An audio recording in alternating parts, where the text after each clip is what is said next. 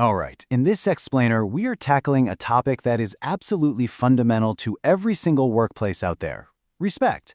We're going to break down what it really means, what gets in the way, and most importantly, what we can all do to build a better, safer environment for everyone. But before we dive in, I want you to just take a second and really think about this question. You might say, yeah, of course my workplace is respectful. But what does that word even mean? Because in a team full of different people with different backgrounds and perspectives, the definition of respect, well, it isn't always the same for everyone. I think this quote from Annie Gottlieb just nails it. Real respect isn't about ignoring our differences or pretending we're all the same. It's the exact opposite. It's about truly appreciating what makes each person unique and valuable. Okay, so with that big idea in mind, let's get practical. What does a truly respectful workplace actually look and feel like day in and day out? Here is a huge, crucial distinction.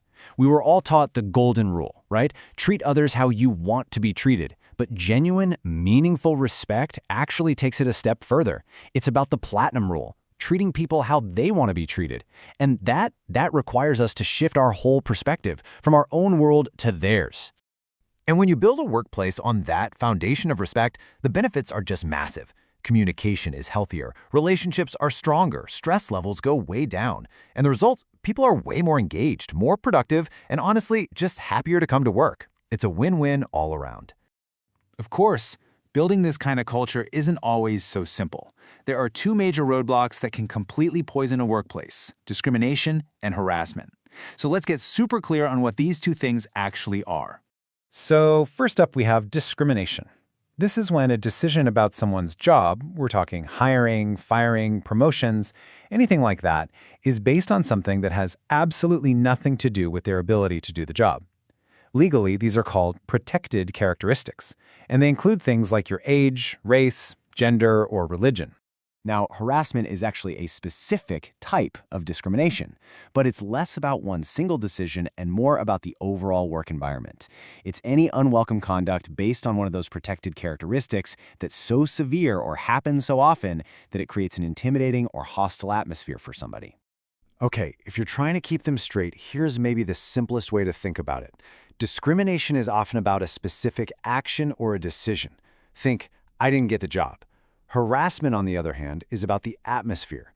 It's about the toxic environment someone is being forced to work in. Let's zoom in on sexual harassment specifically, because it's one of the most serious and common forms of misconduct. And legally speaking, it's broken down into two very distinct categories that every single one of us needs to understand. The first one is quid pro quo. You've probably heard this phrase. It's Latin, and it literally means this for that. This is that classic awful abuse of power. It's when someone in authority says something like, you do this for me and I'll give you that promotion, or maybe threatens your job if you don't go along. The second category is what's known as a hostile work environment. This is when unwelcome sexual conduct is so severe or it happens so often that it literally interferes with a person's ability to do their job. This isn't about one specific transaction, it's about the entire climate of the workplace. So let's just put it all together, because this is so important. Quid pro quo is that top-down abuse of power, that direct this for that exchange. A hostile work environment, on the other hand, is about the overall climate of abuse. And here's the key point. It can be created by anyone in the workplace: a manager, a coworker, or even a customer or a client. So why does all this matter so much? Because when disrespect, harassment, and discrimination are allowed to fester, the damage isn't just personal. It creates this toxic ripple effect that can have a truly devastating cost for the entire organization. First off, people just start to check out. The official term is organizational withdrawal. But what it looks like is people calling in sick more often, being less engaged, and eventually your best people start quietly looking for the exit. They're not just leaving a job, they are escaping an environment. And of course, morale and productivity just plummet. I mean, think about it. It's basically impossible to be creative or collaborative or focused when you're constantly walking on eggshells, dealing with stress and anxiety. Innovation just stops dead in its tracks. Then there's the cold, hard cash. The financial costs here can be absolutely staggering. We're talking about massive attorney fees, the huge expense of internal investigations, and all of the lost productivity when business grinds to a halt. And finally, there's the long-term damage to the company's reputation. Once a toxic culture becomes public, it becomes almost impossible to attract top talent, and even your most loyal customers might decide to take their business somewhere that better aligns with their values. Now, I know that all sounds pretty bleak, but here is the good news. Every single one of us has the power to be part of the solution. This is not just an HR issue or a management problem. Creating a respectful workplace is truly a shared responsibility. And one of the most powerful things you can do is learn about bystander intervention. It's a really simple three-stage process. First, you have to recognize the behavior for what it is. Second, you have to make that personal decision to actually do something. And third, you choose a safe way to intervene. And that can mean anything from speaking up directly, to redirecting the conversation, to reporting the incident. Look, understanding all of these concepts is the first critical step. But real change?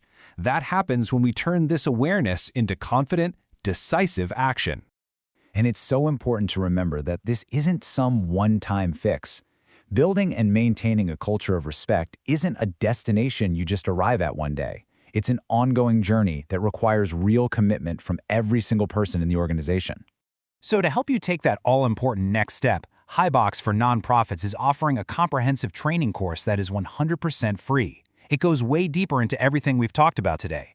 You'll learn the key federal laws, you'll master the nuances of harassment, and you'll get practical, actionable steps to build a culture of safe reporting. This is absolutely essential training for everyone, from new hires all the way up to senior leadership. You have the power to be a catalyst for real positive change in your workplace. So please take that crucial next step today. Go to nonprofit.highbox.co, that's nonprofit.highbox.co, to register for this essential and totally free training. It's time to turn your commitment into action.